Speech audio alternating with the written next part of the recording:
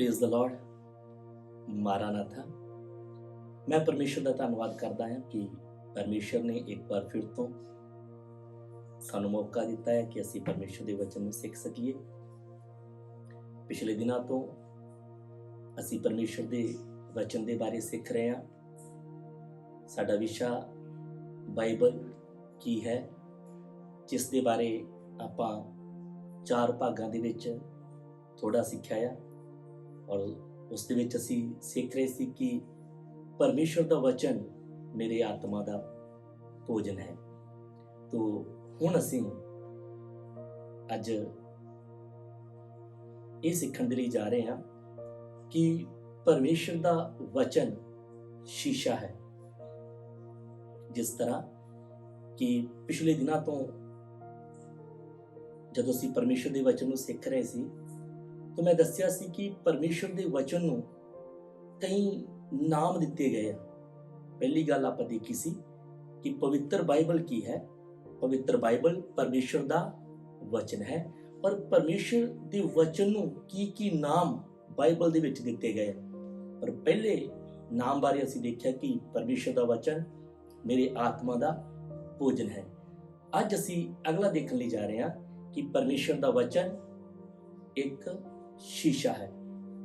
ਆਓ ਵਚਨ ਸਿੱਖਣ ਤੋਂ ਪਹਿਲਾਂ ਅਸੀਂ ਪ੍ਰਾਰਥਨਾ ਕਰਦੇ ਹਾਂ। ਸਵਰਗੀ ਪਿਤਾ ਜੀ, ਤੁਹਾਡਾ ਧੰਨਵਾਦ ਕਰਦੇ ਹਾਂ ਇਸ ਸੁੰਦਰ ਸਮੇਂ ਦੇ ਲਈ ਕਿ ਤੁਸੀਂ ਸਾਨੂੰ ਮੌਕਾ ਦਿੱਤਾ ਕਿ ਅਸੀਂ ਤੁਹਾਡੀ ਉਪਸਥਿਤੀ ਦੇ ਵਿੱਚ ਇਕੱਠੇ ਹੋ ਸਕੀਏ। ਪਿਤਾ ਜੀ, ਮੈਂ ਆਪਣੇ ਆਪ ਨੂੰ ਔਰ ਸੁਣਨ ਵਾਲੇ ਹਰ ਇੱਕ ਵਿਅਕਤੀ ਨੂੰ ਤੁਹਾਡੇ ਹੱਥ ਵਿੱਚ ਸੌਂਪਦਾ ਹਾਂ ਔਰ ਬੇਨਤੀ ਕਰਦਾ ਹਾਂ ਕਿ ਤੁਸੀਂ ਆਪਣੇ ਵਚਨ ਦੇ ਦੁਆਰਾ ਸਾਨੂੰ ਸਿਖਾਓ। ਬੇਨਤੀ ਪ੍ਰਭੂ ਯਿਸੂ ਮਸੀਹ ਦੇ ਨਾਮ ਵਿੱਚ ਮੰਗਦੇ ਹਾਂ, ਆਮੀਨ। ਆਓ ਅਸੀਂ ਪ੍ਰਭੂ ਦੇ ਵਚਨ ਦੇ ਵਿੱਚੋਂ ਪੜ੍ਹਦੇ ਹਾਂ ਯਾਕੂਬ ਦੀ ਪੱਤਰੀ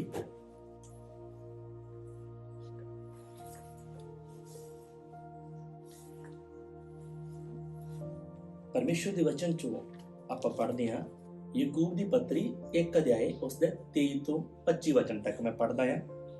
ਕਿਉਂਕਿ ਜੇ ਕੋਈ ਵਚਨ ਦਾ ਸੁਣਨ ਵਾਲਾ ਹੈ ਅਤੇ ਉਸ ਉੱਤੇ ਅਮਲ ਕਰਨ ਵਾਲਾ ਨਹੀਂ ਤਾਂ ਉਹ ਉਸ ਮਨੁੱਖ ਵਰਗਾ ਹੈ ਜਿਹੜਾ ਆਪਣੇ ਅਸਲੀ ਸਰੂਪ ਨੂੰ ਸ਼ੀਸ਼ੇ ਵਿੱਚ ਵੇਖਦਾ ਹੈ, ਕਿਉਂ ਜੋ ਉਹ ਆਪਣੇ ਆਪ ਨੂੰ ਵੇਖ ਕੇ ਚਲਿਆ ਗਿਆ ਅਤੇ ਉਸੇ ਵੇਲੇ ਭੁੱਲ ਗਿਆ ਜੋ ਮੈਂ ਕਿਹੋ ਜਿਹਾ ਸਾਂ। ਇੱਥੇ ਪ੍ਰਭੂ ਦਾ ਦਾਸ ਯਾਕੂਬ ਪਰਮੇਸ਼ਰ ਦੇ ਵਚਨ ਦੀ ਤੁਲਨਾ ਸ਼ੀਸ਼ੇ ਦੇ ਨਾਲ ਕਰਦਾ ਹੈ ਕਿ ਜਿਵੇਂ ਸ਼ੀਸ਼ਾ ਵੇਖਣ ਦੇ ਦੁਆਰਾ ਇੱਕ ਮਨੁੱਖ ਨੂੰ ਆਪਣਾ ਚਿਹਰਾ ਦਿਖਾਈ ਦਿੰਦਾ ਹੈ ਔਰ ਸ਼ੀਸ਼ਾ ਵੇਖਣ ਤੋਂ ਬਾਅਦ ਉਹ ਵਿਅਕਤੀ ਆਪਣੇ ਆਪ ਨੂੰ ਸਵਾਰਦਾ ਹੈ, ਉਸੇ ਤਰ੍ਹਾਂ ਹੀ ਪਰਮੇਸ਼ਰ ਦਾ ਵਚਨ ਇੱਕ ਸ਼ੀਸ਼ੇ ਦੇ ਸਮਾਨ ਹੈ। ਜਦ ਇੱਕ ਵਿਅਕਤੀ ਇਸ ਸ਼ੀਸ਼ੇ ਦੇ ਸਾਹਮਣੇ ਆਉਂਦਾ ਆ, ਪਰਮੇਸ਼ਰ ਦੇ ਵਚਨ ਦੇ ਸਾਹਮਣੇ ਆਉਂਦਾ ਆ, ਤਾਂ ਉਸ ਮਨੁੱਖ ਨੂੰ ਆਪਣਾ ਅਸਲੀ ਰੂਪ ਵੇਖਣ ਦਾ ਮੌਕਾ ਮਿਲਦਾ ਹੈ।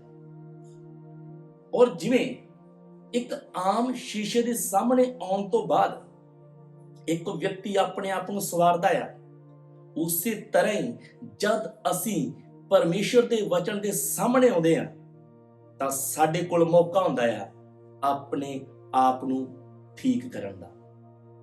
ਔਰ ਇਹ ਜੋ ਸ਼ੀਸ਼ਾ ਆ, ਇਸ ਨੂੰ ਹਰ ਇੱਕ ਵਿਅਕਤੀ ਨੇ ਹੀ ਦੇਖਣਾ ਆ, ਚਾਹੇ ਉਹ ਵਿਸ਼ਵਾਸੀ ਆ, ਚਾਹੇ ਉਹ ਇੱਕ ਸੇਵਕ ਆ ਔਰ ਚਾਹੇ ਉਹ ਪਾਪੀ ਆ।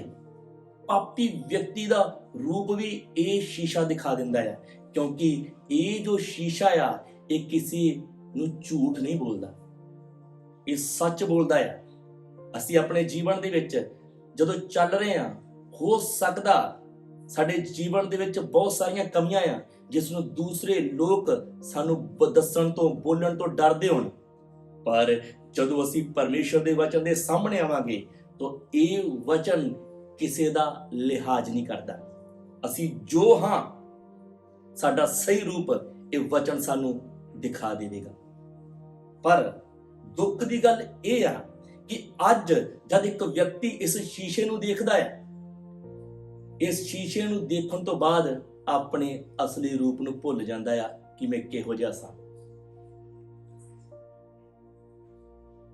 ਜਦ ਇਸ ਸ਼ੀਸ਼ੇ ਨੂੰ ਅਸੀਂ ਦੇਖਦੇ ਹਾਂ ਪਰਮੇਸ਼ਰ ਦੇ ਵਚਨ ਦੇ ਸ਼ੀਸ਼ੇ ਨੂੰ ਦੇਖਦੇ ਹਾਂ ਤਾਂ ਸਾਡਾ ਅਗਲਾ ਕਦਮ ਹੁੰਦਾ ਆ ਕਿ ਇਸ ਸ਼ੀਸ਼ੇ ਦੇ ਵਿੱਚ ਜਦ ਅਸੀਂ ਆਪਣੇ ਰੂਪ ਨੂੰ ਵੇਖ ਰਹੇ ਹਾਂ ਤਾਂ ਅਸੀਂ ਆਪਣੇ ਆਪ ਨੂੰ ਸਵਾਰਨਾ ਆ, ਕਿਉਂਕਿ ਇਹ ਸ਼ੀਸ਼ਾ ਸਾਨੂੰ ਦੱਸੂਗਾ ਅਸੀਂ ਕਿੱਥੋਂ ਗਲਤ ਹਾਂ।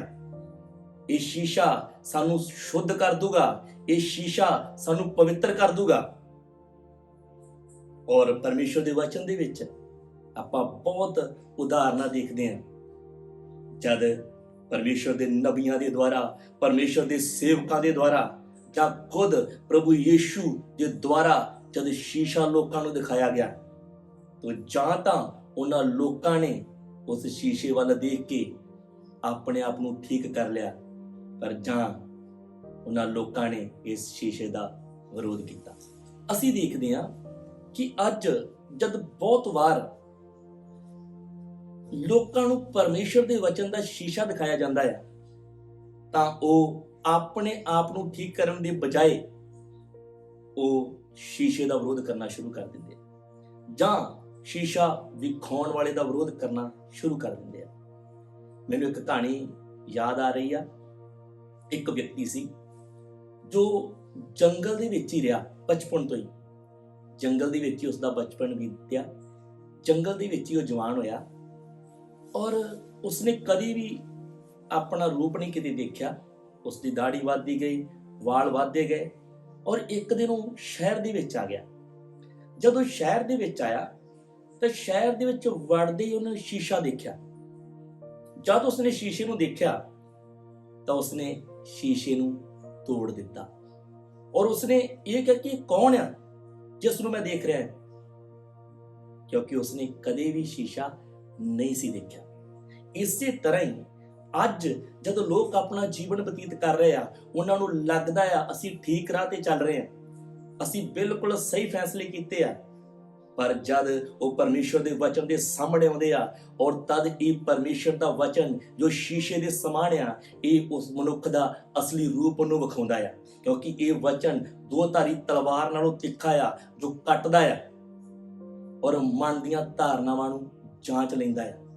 ਔਰ ਜਦ ਮਨੁੱਖ ਦੇ ਸਾਹਮਣੇ ਸ਼ੀਸ਼ਾ ਆਉਂਦਾ ਆ ਤਾਂ ਆਪਾਂ ਦੇਖਦੇ ਆ ਕਿੰਨੇ ਲੋਕ ਤਾਂ ਵਚਨ ਨੂੰ ਸੁਣ ਕੇ ਕੰਬ ਜਾਂਦੇ ਆ, ਡਰ ਜਾਂਦੇ ਆ, ਪਰਮੇਸ਼ਰ ਦਾ ਭੈ ਮੰਨਦੇ ਆ। ਪਰ ਉਸੇ ਵਕਤੀ ਕਿੰਨੇ ਐਸੇ ਲੋਕ ਹੁੰਦੇ ਆ ਜੋ ਪਰਮੇਸ਼ਰ ਦੇ ਵਚਨ ਦਾ ਵਿਰੋਧ ਕਰਦੇ ਆ। ਪ੍ਰਭੂ ਦੇ ਵਚਨ ਦੇ ਵਿੱਚ ਆਪਾਂ ਕੁਝ ਘਟਨਾਵਾਂ ਨੂੰ ਦੇਖਦੇ ਆ। ਪ੍ਰਭੂ ਯੀਸ਼ੂ ਨੇ ਫੱਕੀਆਂ ਫਰੀਸੀਆਂ ਨੂੰ, ਸਦੂਕੀਆਂ ਨੂੰ, ਹੈਰੋਦੇਸ਼ੀਆਂ ਨੂੰ ਪਰਮੇਸ਼ਰ ਦੇ ਵਚਨ ਦਾ ਸ਼ੀਸ਼ਾ ਦਿਖਾਇਆ ਔਰ ਜਦੋਂ ਪ੍ਰਭੂ ਯੀਸ਼ੂ ਨੇ ਸ਼ੀਸ਼ਾ ਦਿਖਾਇਆ ਤਾਂ ਉਹ ਪ੍ਰਭੂ ਯੀਸ਼ੂ ਦੇ ਹੀ ਵਿਰੋਧ ਦੇ ਵਿੱਚ ਖੜੇ ਹੋ ਗਏ। ਪ੍ਰਭੂ ਯੀਸ਼ੂ ਨੂੰ ਮਾਰਨ ਦੇ ਬਾਰੇ ਸੋਚਣ ਲੱਗੇ। ਪ੍ਰਭੂ ਯੀਸ਼ੂ ਨੇ ਉਹਨਾਂ ਫਰੀਸੀਆਂ ਨੂੰ ਬੋਲਿਆ ਕਿ ਤੁਹਾਡੀ ਜੋ ਧਾਰਮਿਕਤਾ ਉਹ ਬਾਹਰ ਦੀ ਧਾਰਮਿਕਤਾ ਹੈ, ਤੁਸੀਂ ਕਲੀ ਕੀਤੀਆਂ ਹੋਈਆਂ ਕਬਰਾਂ ਦੇ ਸਮਾਨ ਹੈ ਜੋ ਬਾਹਰੋਂ ਤਾਂ ਸੁੰਦਰ ਦਿਖਾਈ ਦਿੰਦੀਆਂ ਹੈ ਪਰ ਅੰਦਰੋਂ ਹੱਡੀਆਂ ਦੇ ਨਾਲ ਭਰੀਆਂ ਹੋਈਆਂ ਹੈ। ਪ੍ਰਭੂ ਯੀਸ਼ੂ ਨੇ ਉਹਨਾਂ ਨੂੰ ਆਖਿਆ ਤੁਸੀਂ ਭਾਂਡੇ ਨੂੰ ਸਿਰਫ ਬਾਹਰੋਂ ਸਾਫ਼ ਕਰਦੇ ਆ ਪਰ ਅੰਦਰੋਂ ਉਹ ਗੰਦਗੀ ਦੇ ਨਾਲ ਭਰਿਆ ਆ। ਪ੍ਰਭੂ ਯੀਸ਼ੂ ਉਸ ਸਮੇਂ ਦੇ ਸਿਖਾਉਣ ਵਾਲਿਆਂ ਨੂੰ, ਫਰੀਸੀਆਂ ਨੂੰ ਇਹ ਦੱਸ ਰਹੇ ਸੀ ਕਿ ਪਰਮੇਸ਼ਰ ਦੇ ਸਾਹਮਣੇ ਤੁਸੀਂ ਜੋ ਆਪਣਾ ਜੀਵਨ ਬਤੀਤ ਕਰ ਰਹੇ ਆ ਉਹ ਸਿਰਫ ਮਨੁੱਖਾਂ ਨੂੰ ਵਿਖਾਉਣ ਦੇ ਲਈ ਆ, ਪਰ ਪਰਮੇਸ਼ਰ ਜਦ ਤੁਹਾਨੂੰ ਦੇਖ ਰਿਹਾ ਆ ਤੁਹਾਡੇ ਅੰਦਰ ਗੰਦਗੀ ਦੇ ਨਾਲ ਭਰੇ ਹੋਏ ਆ, ਪਾਪ ਦੇ ਨਾਲ ਤੁਸੀਂ ਭਰੇ ਹੋਏ ਆ। ਤਦ ਉਹਨਾਂ ਨੇ ਪ੍ਰਭੂ ਯੀਸ਼ੂ ਦੇ ਮੂੰਹ ਦੇ ਵਿੱਚੋਂ ਇਹਨਾਂ ਨਿਕਲਣ ਵਾਲੇ ਵਚਨਾਂ ਨੂੰ ਕਬੂਲ ਕਰਨ ਦੀ ਬਜਾਏ, ਨਮਰ ਹੋਣ ਦੇ ਬਜਾਏ ਉਹ ਇਹ ਸੋਚਣ ਲੱਗੇ ਕਿ ਕਿਵੇਂ ਪ੍ਰਭੂ ਯੀਸ਼ੂ ਨੂੰ ਮਾਰਨਾ ਆ, ਕਿਵੇਂ ਇਸ ਨੂੰ ਸਲੀਬ ਤੇ ਚੜਾਉਣਾ ਹੈ। ਪ੍ਰਭੂ ਯੀਸ਼ੂ ਨੂੰ ਸਲੀਬ ਤੇ ਚੜਾਉਣ ਦਾ ਮੁੱਖ ਕਾਰਨ ਕੀ ਸੀ? ਕਿ ਪ੍ਰਭੂ ਯੀਸ਼ੂ ਨੇ ਬਿਮਾਰਾਂ ਨੂੰ ਚੰਗਾ ਕੀਤਾ ਇਹ? ਕਿ ਪ੍ਰਭੂ ਯੀਸ਼ੂ ਨੇ ਮੁਰਦਿਆਂ ਨੂੰ ਜਿੰਦਾ ਕੀਤਾ ਇਹ? ਕਿ ਪ੍ਰਭੂ ਯੀਸ਼ੂ ਨੇ ਭੁੱਖਿਆਂ ਨੂੰ ਰੋਟੀ ਖਵਾਈ ਇਹ? ਨਹੀਂ, ਉਸ ਦਾ ਕਾਰਨ ਸੀ ਪ੍ਰਭੂ ਯੀਸ਼ੂ ਨੇ ਲੋਕਾਂ ਨੂੰ ਪਰਮੇਸ਼ਰ ਦੇ ਵਚਨ ਦਾ ਸ਼ੀਸ਼ਾ ਦਿਖਾਇਆ। ਉਸ ਤੋਂ ਬਾਅਦ ਆਪਾਂ ਦੇਖਦੇ ਹਾਂ ਇਸਤੀਫਾਨ ਨੇ ਜੋ ਕਲੀਸਿਆ ਦਾ ਪਹਿਲਾ ਸ਼ਹੀਦ ਹੋਇਆ ਹੈ।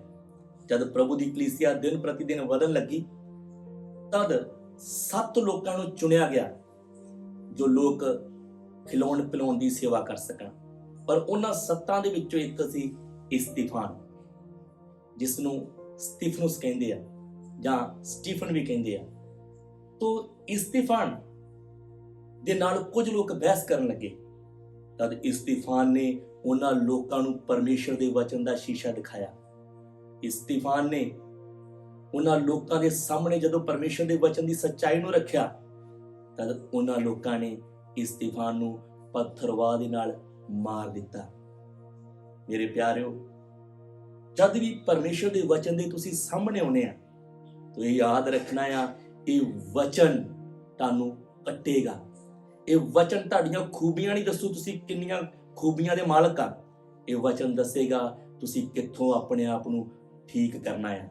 ਪਰ ਅੱਜ ਦੁੱਖ ਦੀ ਗੱਲ, ਵਿਸ਼ਵਾਸੀ ਮਿੱਠਾ ਮਿੱਠਾ ਵਚਨ ਚਾਹੁੰਦੇ ਆ। ਉਹ ਸੇਵਕਾਂ ਦੇ ਮੂੰਹ ਦੇ ਵਿੱਚੋਂ ਆਪਣੇ ਲਈ ਤਾਰੀਫ ਚਾਹੁੰਦੇ ਆ, ਔਰ ਸੇਵਕ ਵੀ ਐਸਾ ਪ੍ਰਚਾਰ ਕਰਦੇ ਆ ਜੋ ਲੋਕਾਂ ਦੇ ਕੰਨਾਂ ਨੂੰ ਚੰਗਾ ਲੱਗੇ।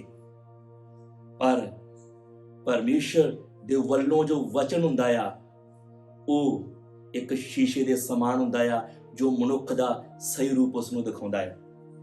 ਅਸੀਂ ਰਾਜਾ ਦਾਊਦ ਬਾਰੇ ਦੇਖਦੇ ਹਾਂ।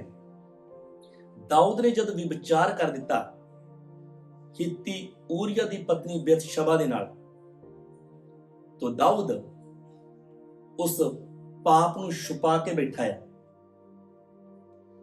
ਤਦ ਪਰਮੇਸ਼ਰ ਨੇ ਆਪਣੇ ਨਬੀ ਨਥਾਨ ਨੂੰ ਦਾਊਦ ਦੇ ਕੋਲ ਘੱਲਿਆ। ਨਥਾਨ ਔਰ ਦਾਊਦ ਇੱਕ ਅੱਛੇ ਮਿੱਤਰ ਸੀ, ਪਰ ਨਥਾਨ ਅੱਜ ਜਦ ਦਾਊਦ ਦੇ ਕੋਲ ਆ ਰਿਹਾ ਆ, ਉਹ ਮਿੱਤਰ ਬਣ ਕੇ ਨਹੀਂ ਆ ਰਿਹਾ, ਪਰਮੇਸ਼ਰ ਦਾ ਨਬੀ ਬਣ ਕੇ ਆਇਆ ਆ। ਔਰ ਉਸਨੇ ਆਣ ਕੇ ਦਾਊਦ ਨੂੰ ਸ਼ੀਸ਼ਾ ਦਿਖਾਇਆ, ਔਰ ਪਰਮੇਸ਼ਰ ਦਾ ਮਨ ਲੈ ਕੇ ਚੱਲਣ ਵਾਲਾ ਦਾਊਦ ਉਸ ਸ਼ੀਸ਼ੇ ਦੇ ਸਾਹਮਣੇ ਨਮਰ ਹੋ ਗਿਆ। ਔਰ ਦਾਊਦ ਨੇ ਬੋਲਿਆ, ਹਾਂ ਮੈਂ ਪਾਪ ਕੀਤਾ ਆ। ਮੇਰੇ ਪਿਆਰਿਓ, ਜੇਕਰ ਅਸੀਂ ਸਿੱਧ ਹੋਣਾ ਆ, ਅਸੀਂ ਕਾਮਲ ਹੋਣਾ ਆ, ਅਸੀਂ ਪਵਿੱਤਰ ਹੋਣਾ ਆ, ਤਾਂ ਪਰਮੇਸ਼ਰ ਦੇ ਵਚਨ ਦੇ ਸਾਹਮਣੇ ਆਉਣਾ ਆ। ਔਰ ਪਰਮੇਸ਼ਰ ਦੇ ਵਚਨ ਦੇ ਸਿਰਫ ਸਾਹਮਣੇ ਹੀ ਨਹੀਂ ਆਉਣਾ, ਇਸ ਵਚਨ ਦੇ ਸਾਹਮਣੇ ਆਉਣ ਤੋਂ ਬਾਅਦ ਆਪਣੇ ਆਪ ਨੂੰ ਠੀਕ ਕਰਨਾ ਆ, ਆਪਣੇ ਆਪ ਨੂੰ ਸ਼ੁੱਧ ਕਰਨਾ ਆ। ਅੱਜ ਜ਼ਿਆਦਾ ਗਲਤ ਉਪਦੇਸ਼ ਫੈਲਣ ਦਾ ਕਾਰਨ ਕੀ ਆ? ਉਸ ਦਾ ਇਹੀ ਕਾਰਨ ਆ ਕਿ ਲੋਕ ਪਰਮੇਸ਼ਰ ਦੇ ਵਚਨ ਦੇ ਸਾਹਮਣੇ ਜੋ ਇੱਕ ਸ਼ੀਸ਼ਾ ਆ, ਆਉਣਾ ਨਹੀਂ ਚਾਹੁੰਦੇ, ਉਸ ਤੋਂ ਬਹੁਤ ਦੂਰ ਜਾ ਚੁੱਕੇ ਆ। ਜੋ ਸਹੀ ਬੇਦਾਰੀ ਆ, ਉਹ ਪਰਮੇਸ਼ਰ ਦੇ ਵਚਨ ਦੇ ਦੁਆਰਾ ਹੀ ਸ਼ੁਰੂ ਹੁੰਦੀ ਆ। ਜੋ ਸਹੀ ਵਿਸ਼ਵਾਸ ਆ, ਉਹ ਵੀ ਪਰਮੇਸ਼ਰ ਦੇ ਵਚਨ ਦੇ ਦੁਆਰਾ ਹੀ ਆਉਂਦਾ ਹੈ। ਤੋ ਪ੍ਰਭੂ ਦੇ ਵਚਨ ਦੇ ਵਿੱਚੋਂ ਹੁਣ ਆਪਾਂ ਪੁਰਾਣੇ ਨਿਯਮ ਦੇ ਵਿੱਚੋਂ ਇੱਕ ਰਾਜੇ ਦੇ ਬਾਰੇ ਦੇਖਣ ਲਈ ਜਾ ਰਹੇ ਹਾਂ, ਜੋ ਰਾਜਾ ਪਰਮੇਸ਼ਰ ਦੇ ਵਚਨ ਦੇ ਸਾਹਮਣੇ ਆਇਆ ਔਰ ਇੱਕ ਵੱਡੀ ਬੇਦਾਰੀ ਯਹੂਦਾ ਦੇ ਵਿੱਚ ਆ ਗਈ। ਆਓ ਅਸੀਂ ਉਸ ਰਾਜੇ ਬਾਰੇ ਆਪਾਂ ਦੇਖਦੇ ਹਾਂ ਪ੍ਰਭੂ ਦੇ ਵਚਨ ਦੇ ਵਿੱਚੋਂ। ਦੂਸਰਾ ਰਾਜਾ 22 ਅਧਿਆਏ ਉਸ ਦਾ 8 ਵਚਨ। ਦੂਸਰਾ ਰਾਜਾ 22 ਅਧਿਆਏ ਉਸ ਦਾ 8 ਵਚਨ।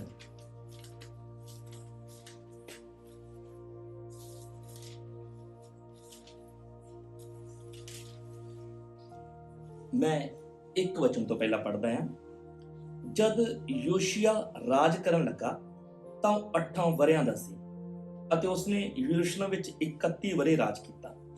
ਉਸ ਦੀ ਮਾਤਾ ਦਾ ਨਾਮ ਯਦੀਦਾ ਸੀ, ਜੋ ਬਾਸਕਥੀ ਅਦਾਇਆ ਦੀ ਧੀ ਸੀ, ਅਤੇ ਉਸਨੇ ਉਹ ਕੀਤਾ ਜੋ ਯਹੋਵਾ ਦੀ ਨਿਗਾਹ ਵਿੱਚ ਠੀਕ ਸੀ, ਅਤੇ ਆਪਣੇ ਪਿਓ ਦਾਊਦ ਦੇ ਸਾਰੀ ਰਾਹ ਤੇ ਚੱਲਦਾ ਰਿਹਾ ਔਰ ਸੱਜੇ ਜਾਂ ਖੱਬੇ ਨਾ ਮੁੜਿਆ। ਇੱਥੇ ਆਪਾਂ ਯੋਸ਼ੀਆ ਰਾਜਾ ਦੇ ਬਾਰੇ ਪੜ੍ਹਦੇ ਹਾਂ। ਆਪਾਂ ਜਦੋਂ ਇਸਰਾਇਲ ਦੇ ਇਤਿਹਾਸ ਨੂੰ ਦੇਖਦੇ ਹਾਂ ਤਾਂ ਸਭ ਤੋਂ ਪਹਿਲਾਂ ਪਰਮੇਸ਼ਰ ਨੇ ਸ਼ਾਉਲ ਰਾਜੇ ਨੂੰ ਚੁਣਿਆ, ਔਰ ਉਸ ਤੋਂ ਬਾਅਦ ਪਰਮੇਸ਼ਰ ਨੇ ਦਾਊਦ ਨੂੰ ਚੁਣਿਆ। ਦਾਊਦ ਤੋਂ ਬਾਅਦ ਸੁਲੇਮਾਨ ਰਾਜਾ ਆਇਆ। ਸੁਲੇਮਾਨ ਰਾਜੇ ਤੋਂ ਬਾਅਦ ਰਹੋਬੋਆਮ ਰਾਜਾ ਆਇਆ, ਔਰ ਰਹੋਬੋਆਮ ਦੇ ਸਮੇਂ ਜੋ ਰਾਜ ਆ ਉਹ ਦੋ ਭਾਗਾਂ ਦੇ ਵਿੱਚ ਵੰਡਿਆ ਗਿਆ। ਇੱਕ ਇਸਰਾਇਲ ਬਣ ਗਿਆ ਔਰ ਦੂਸਰਾ ਯਹੂਦਾ ਬਣ ਗਿਆ। तो ਇਸਰਾਇਲ ਦੇ ਵਿੱਚ ਵੀ ਰਾਜੇ ਆਏ ਔਰ ਯਹੂਦਾ ਦੇ ਵਿੱਚ ਵੀ ਰਾਜੇ ਆਏ। ਇਸਰਾਇਲ ਦਾ ਜੋ ਪਹਿਲਾ ਰਾਜਾ ਹੋਇਆ ਉਹ ਸੀ ਯਰੋਬਾਮ, ਜੋ ਕਿ ਪਹਿਲਾ ਸੁਲੇਮਾਨ ਦਾ ਹੀ ਦਾਸ ਸੀ। ਔਰ ਰਹਬੋਆਮ ਦੇ ਦੁਆਰਾ ਯਹੂਦਾ ਰਾਜ ਬਣਿਆ। ਔਰ ਇਹ ਯਹੂਦਾ ਦੇ ਵਿੱਚ ਵੀ ਰਾਜੇ ਆਉਂਦੇ ਰਹੇ। ਇਸਰਾਇਲ ਜਿਹੜਾ ਆ ਉਹਨੂੰ ਅਸ਼ੂਰ ਨੇ ਗੁਲਾਮ ਬਣਾ ਲਿਆ ਸੀ, ਬਰਬਾਦ ਕਰ ਦਿੱਤਾ ਸੀ, ਪਰ ਯਹੂਦਾ ਜਿਹੜਾ ਆ ਉਹ ਫਿਰ ਵੀ ਕਾਇਮ ਰਿਹਾ। ਯਹੂਦਾ ਦੇ ਵਿੱਚੋਂ ਹੀ ਬਹੁਤ ਸਾਰੇ ਰਾਜੇ ਉੱਠੇ ਔਰ ਉਹਨਾਂ ਹੀ ਰਾਜਿਆਂ ਦੇ ਵਿੱਚੋਂ ਇੱਕ ਰਾਜਾ ਸੀ ਯੋਸ਼ੀਆ। ਇਸ ਦੇ ਪਿਤਾ ਦਾ ਨਾਮ ਆਮੋਨ ਸੀ, ਜੋ ਮਨਸ਼ੇ ਦਾ ਬੇਟਾ ਸੀ। ਮਨਸ਼ੇ ਇੱਕ ਬਹੁਤ ਹੀ ਦੁਸ਼ਟ ਰਾਜਾ ਹੋਇਆ, ਜਿਸ ਨੇ ਪਰਮੇਸ਼ਰ ਦੇ ਮੰਦਰ ਦੇ ਵਿੱਚ ਮੂਰਤੀਆਂ ਨੂੰ ਸਥਾਪਿਤ ਕਰ ਦਿੱਤਾ। ਔਰ ਜਿਸ ਮੰਦਰ ਦੇ ਵਿੱਚ ਪਰਮੇਸ਼ਰ ਨੇ ਆਖਿਆ ਸੀ ਇੱਕ ਹੀ ਜਗਵੇਦੀ ਹੋਵੇ, ਇਸ ਨੇ ਬਹੁਤ ਸਾਰੀਆਂ ਜਗਵੇਦੀਆਂ ਨੂੰ ਬਣਾਇਆ। ਔਰ ਮਨਸ਼ੇ ਜਿਹੜਾ ਆ ਇਹ ਹਿਜਕੀਆ ਦਾ ਬੇਟਾ ਸੀ। ਤੋਂ ਆਪਾਂ ਯੋਸ਼ੀਆ ਦੇ ਬਾਰੇ ਦੇਖਦੇ ਹਾਂ ਕਿ ਹਿਜਕੀਆ ਤੋਂ ਪ੍ਰਭੂ ਦੇ ਨਾਲ ਚੱਲਦਾ ਰਿਹਾ, ਪਰ ਹਿਜਕੀਆ ਤੋਂ ਬਾਅਦ ਮਨਸ਼ੇ ਆਇਆ ਔਰ ਮਨਸ਼ੇ ਨੇ ਪਰਮੇਸ਼ਰ ਦੇ ਮੰਦਰ ਨੂੰ ਪੂਰੀ ਤਰ੍ਹਾਂ ਨਾਲ ਪਰਮੇਸ਼ਰ ਦੇ ਵਚਨ ਦੇ ਵਿਰੋਧ ਦੇ ਵਿੱਚ ਉਸ ਮੰਦਰ ਦੇ ਵਿੱਚ ਕੰਮ ਕੀਤੇ। ਔਰ ਜਦੋਂ ਯੋਸ਼ੀਆ ਰਾਜ ਕਰਨ ਲੱਗਾ ਤਾਂ ਇਹ 8 ਵਰਿਆਂ ਦਾ ਸੀ। ਪਰ ਯੋਸ਼ੀਆ ਜਿਹੜਾ ਆ ਇਸ ਦੇ ਅੰਦਰ ਪਰਮੇਸ਼ਰ ਦਾ ਇੱਕ ਭੈ ਸੀ, ਪਰਮੇਸ਼ਰ ਦਾ ਡਰ ਸੀ। ਔਰ ਉਸ ਦੇ ਬਾਰੇ ਲਿਖਿਆ ਆ ਕਿ ਉਹ ਦਾਊਦ ਦੀ ਤਰ੍ਹਾਂ ਚੱਲਦਾ ਰਿਹਾ।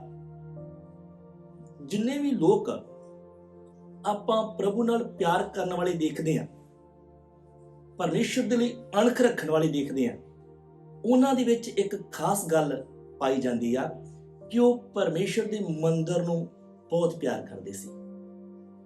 ਚਾਹੇ ਉਹ ਮੂਸਾ ਹੋਇਆ ਆ, ਚਾਹੇ ਉਹ ਦਾਊਦ ਹੋਇਆ ਆ, ਚਾਹੇ ਸੁਲੇਮਾਨ, और चाहे एजरा, नहमिया, दानियल और इत्थों तक हिजकिया, योशिया और प्रभु यीशु मसीह भी। और योशिया जो राजा बनया तो उसने भवन की सफाई करवाई।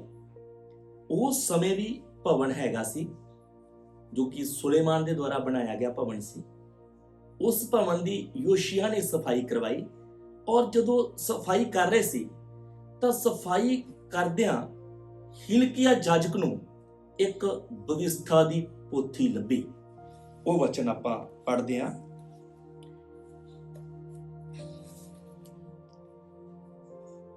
8 वचन।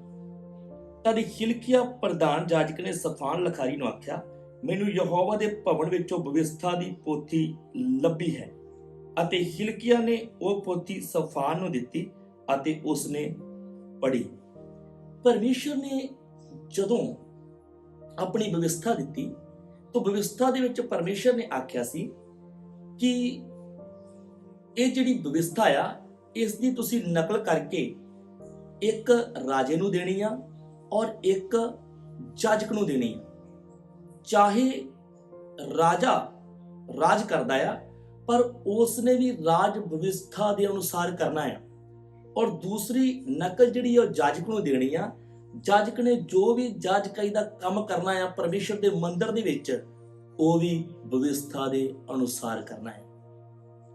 पर आपां देखदे हां इत्थे व्यवस्था की पोथी गवाची हुई है। परमेश्वर के मंदिर दे विच ही जिस पोथी नूं देख के, जिस पोथी दे विचों पढ़ के मंदिर दे हर एक आराधना दा काम होना है, वो पोथी गवाच चुकी है। अज दी कलीसिया दे विच असी इस तरह की गल देखते हैं। अज आराधना बहुत है, अज भजन बहुत गाए जाते हैं, बहुत प्रचार किया जाता है, पर परमेश्वर दे वचन तो बाहर। जेकर आराधना होनी है, गीत होने आ, भजन होने आ, वचन होना आ, वो सब परमेश्वर दे ਵਚਨ ਦੇ ਅਨੁਸਾਰ ਹੋਣਾ ਆ। ਹੁਣ ਇੱਥੇ ਮੰਦਿਰ ਵੀ ਹੈਗਾ ਆ, ਬਲੀਆਂ ਵੀ ਚੜਾਈਆਂ ਜਾਂਦੀਆਂ ਆ, ਤਿਉਹਾਰ ਵੀ ਲੋਕ ਮਨਾਉਂਦੇ ਆ, ਪਰ ਵਿਵਸਥਾ ਦੀ ਪੋਥੀ ਗੁਆਚੀ ਹੋਈ ਹੈ। ਤਦ ਹਿਲਕੀਆ ਜਾਜਕ ਨੇ ਉਸ ਪੋਥੀ ਨੂੰ ਲੱਭਿਆ ਔਰ ਉਸ ਪੋਥੀ ਨੂੰ ਲੱਭ ਕੇ ਯੋਸ਼ੀਆ ਪਾਤਸ਼ਾਹ ਕੋਲ ਲੈ ਕੇ ਆਏ।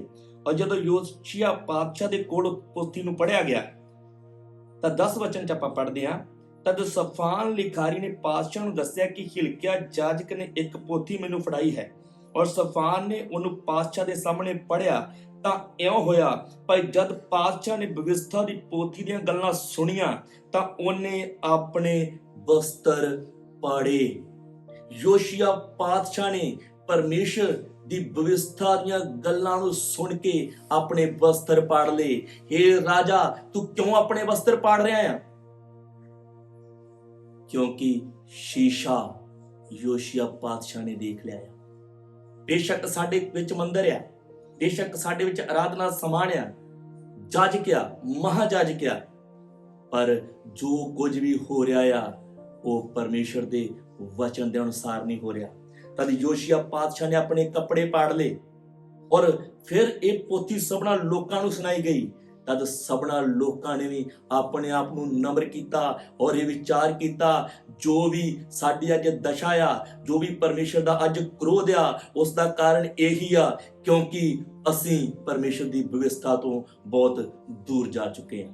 ਔਰ ਅੱਗੇ ਆਪਾਂ ਪੜ੍ਹਦੇ ਹਾਂ, ਜਿਵੇਂ ਜਿਵੇਂ ਉਹ ਵਿਵਸਥਾ ਨੂੰ ਪੜ੍ਹਦੇ ਗਏ, ਸ਼ੀਸ਼ਾ ਦੇਖਦੇ ਗਏ, ਉਹਨਾਂ ਨੂੰ ਆਪਣੀਆਂ ਗਲਤੀਆਂ ਦਿਖਾਈ ਦਿੰਦੀਆਂ ਗਈਆਂ। ਟੁੰਡ ਦੇਵੀ ਜਿਸ ਦੀ ਉਸ ਸਮੇਂ ਮਾਨਤਾ ਕੀਤੀ ਜਾਂਦੀ ਸੀ, ਉਸ ਦੀ ਮੂਰਤ ਪਰਮੇਸ਼ਰ ਦੇ ਮੰਦਿਰ ਦੇ ਵਿੱਚ ਪਈ ਸੀ। ਸਮਲੈਂਗਿਕ ਲੋਕ ਜਿਨ੍ਹਾਂ ਨੂੰ ਪਰਮੇਸ਼ਰ ਨੇ ਆਖਿਆ ਸੀ ਦੇਸ਼ ਦੇ ਵਿੱਚ ਵੀ ਰਹਿਣੇ ਨਹੀਂ ਚਾਹੀਦੇ, ਉਹਨਾਂ ਨੇ ਆਪਣੇ ਘਰ ਮੰਦਿਰ ਦੇ ਨਾਲ ਬਣਾਏ ਹੋਏ ਸੀ, ਪਰ ਲੋਕਾਂ ਨੂੰ ਪਤਾ ਨਹੀਂ ਸੀ। ਕਿਉਂ ਪਤਾ ਨਹੀਂ ਸੀ? ਕਿਉਂਕਿ ਸ਼ੀਸ਼ੇ ਦੇ ਸਾਹਮਣੇ ਨਹੀਂ ਸੀ ਆਏ। ਜਦ ਅਸੀਂ ਸ਼ੀਸ਼ੇ ਦੇ ਸਾਹਮਣੇ ਆਉਣਾ ਸ਼ੁਰੂ ਹੁੰਦੇ ਹਾਂ ਤਦ ਸਾਨੂੰ ਆਪਣਾ ਅਸਲੀ ਰੂਪ ਦਿਖਾਈ ਦੇਣਾ ਸ਼ੁਰੂ ਹੁੰਦਾ ਹੈ। ਤਦ ਯੋਸ਼ੀਆ ਪਾਤਸ਼ਾਹ ਨੂੰ ਜਦ ਇਹ ਸੱਚਾਈਆਂ ਦਾ ਪਤਾ ਲੱਗਾ ਤਦ ਉਸਨੇ ਆਪਣੇ ਆਪ ਨੂੰ ਨਮਰ ਕੀਤਾ। ਤਦ ਯੋਸ਼ੀਆ ਪਾਤਸ਼ਾਹ ਨੇ ਸਭਨਾ ਲੋਕਾਂ ਦੇ ਵਿੱਚ ਸੰਦੇਸ਼ ਭੇਜਿਆ ਕਿ ਆਪਾਂ ਯਹੋਵਾ ਦੀ ਪਸਾਹ ਮਨਾਉਣੀ ਹੈ, ਜੋ ਪੁਰਾਣੇ ਨਿਯਮ ਦਾ ਇੱਕ ਤਿਉਹਾਰ ਸੀ। ਸਭਨਾ ਲੋਕਾਂ ਨੂੰ ਸੰਦੇਸ਼ ਦਿੱਤਾ ਗਿਆ ਕਿ ਯੋਸ਼ੀਆ ਪਾਤਸ਼ਾਹ ਨੇ ਪਸਾਹ ਮਨਾਈ, ਜੋ ਕਿ ਪੁਰਾਣੇ ਨਿਯਮ ਦਾ ਤਿਉਹਾਰ ਸੀ।